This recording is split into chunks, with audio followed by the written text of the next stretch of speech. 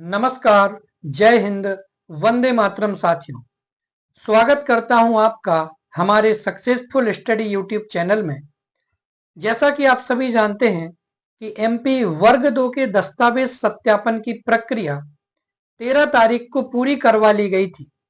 उसके बाद में 16 से लेकर के 18 तारीख तक को फिर से विंडो को ओपन किया गया था, जिसमें 16 और 17 तारीख इन 2 दिनों ऐसे अभ्यर्थियों को दस्तावेज अपलोड करना था जो पहले किसी कारणवश अपनी टीआरसी की प्रोफाइल का निर्माण नहीं कर पाए, और यदि उन्होंने टीआरसी की प्रोफाइल बना ली तो दस्तावेजों को अपलोड नहीं कर पाए। तो ऐसे अभ्यर्थियों को 16-17 तारीख को दस्तावेजों को अपलोड करना था और 18 तारीख को दस्तावेजों का सत्यापन कराने के लिए अपने चुने हुए जिले में उपस्थित होना था।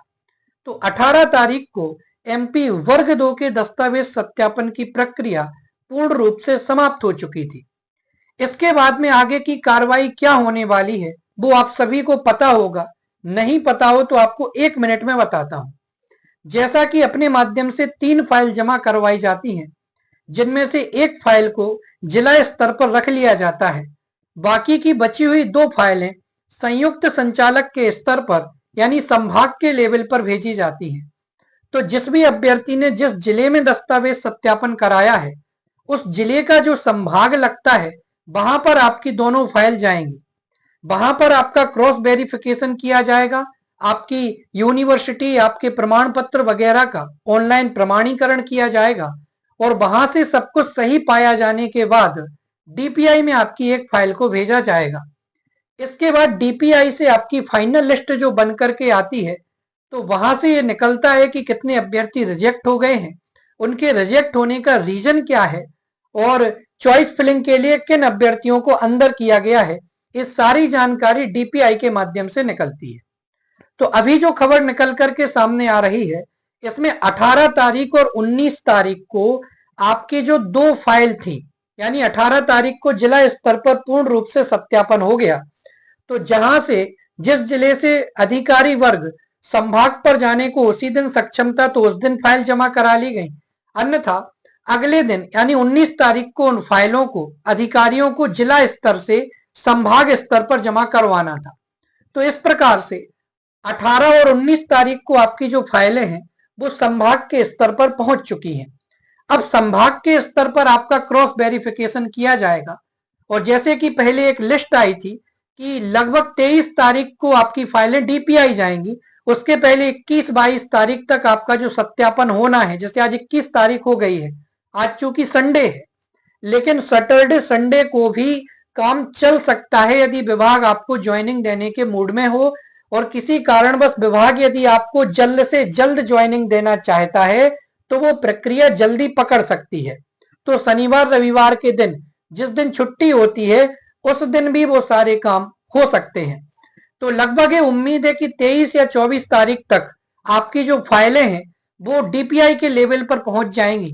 इसका मतलब है कि आपका काम बड़ी तेजी के साथ चल रहा है, और विभाग के माध्यम से अभी एक खबर निकल करके आ रही है कि उच्च अधिकारियों से अभ्यर्थियों की बात हुई, और उनके माध्यम से यही कहा गया है कि हम दिसंबर के आखिरी सप्ताह में, अंतिम सप्ताह में ज्वाइनिंग देने के पूरे पूरे मूड में है, और इसके ऊपर काम चल रहा है। और यदि इसके ऊपर काम चल रहा है, जब विभाग कोई प्रक्रिया तेज करता है तो शनिवार रविवार के दिन भी काम चलता है।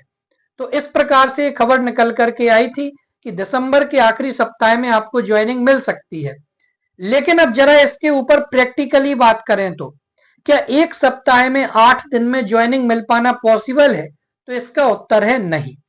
यदि आप थोड़ा बहुत दिमाग से सोचेंगे तो एक सप्ताह में आप ये मान सकते हैं कि आपकी चॉइस फिलिंग वाली लिंक जो है वो ओपन हो सकती है, और ये अपने आप में बहुत बड़ी बात है। यदि एक बार आपकी चॉइस फिलिंग की लिंक ओपन हो जाती है तो फिर आपको किसी प्रकार की कोई दिक्कत नहीं आने वाली है। ज्वाइनिंग आपकी अभी नहीं तो 26 जनवरी तक आप मैक्सिमम मान करके चल सकते हैं कि ये सारी चीजें कंप्लीट हो सकती हैं। लेकिन यदि आपकी चॉइस फिलिंग की लिंक खुलने में थोड़ा सा समय और लगता है, टाइम और लगता है, तो चीजें फिर आप मार्च अप्रैल में मान करके चलिए। लेकिन अभी तो जो एक खबर निकल करके सामने आई है वो बस मात्र इतनी है कि आपको आखिरी सप्ताह में ज्वाइनिंग मिल सकती है। इसका मतलब है कि आपकी चॉइस फिलिंग वगैरह का काम शुरू हो सकता है। तो ये अपने आप में बहुत बड़ी खबर है। तो देखते हैं क्या होता है। बाकी इसके अलावा एक बात और निकल करके सामने आई कि जनवरी में रोजगार सम्मेलन तो नहीं, शायद शिक्षकों का एक सम्मेलन होने वाला है।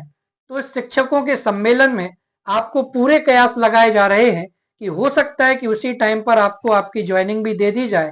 बाकी देखते हैं क्या होता है। अभी के लिए जो खबर निकल करके सामने आई थी उसके बारे में मैंने आपको बताया है। धन्यवाद। जय हिंद।